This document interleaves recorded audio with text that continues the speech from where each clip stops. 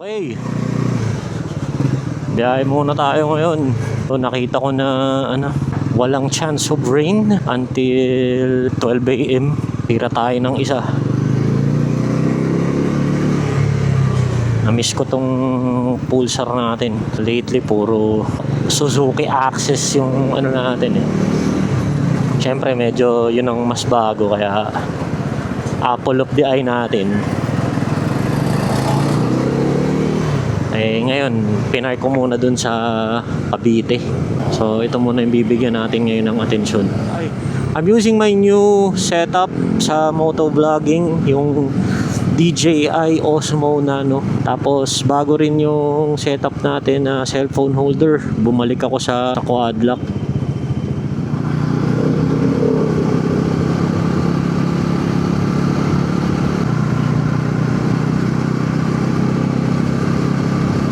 Ito maganda ngayon kapag gamit natin tong DJI Osmo Nano.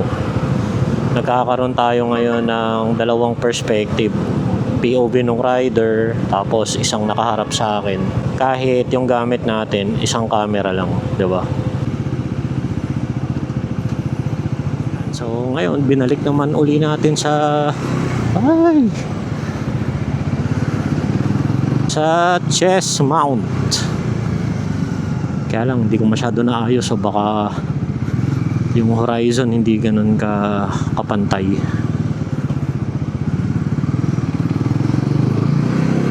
Let's go!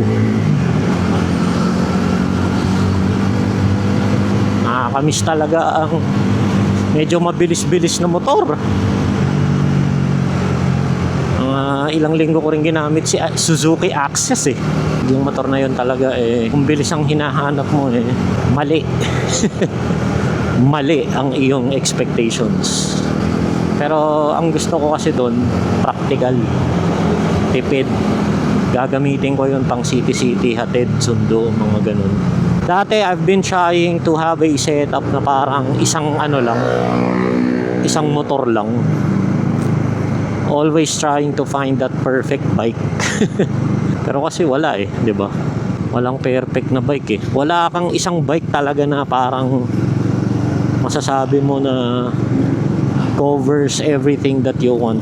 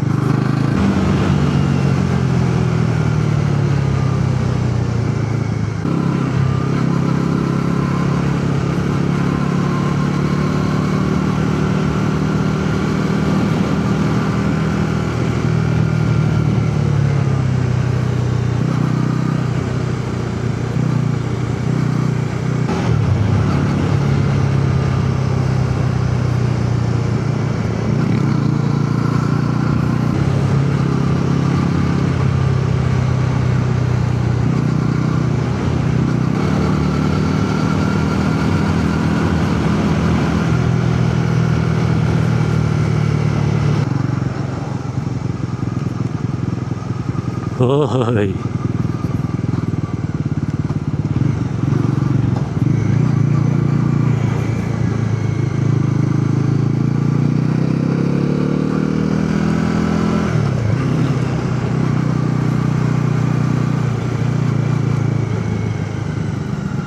Hoy.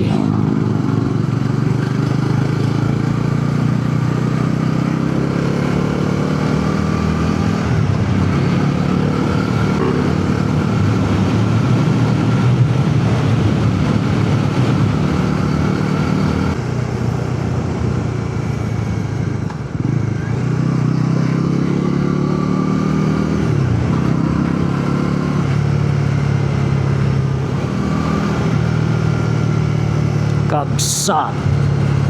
Lapit ko na rin pala dun sa pinuntahan ko dati. Tsaka to, yung pinuntahan ko na yun. Kaso mahal dyan eh.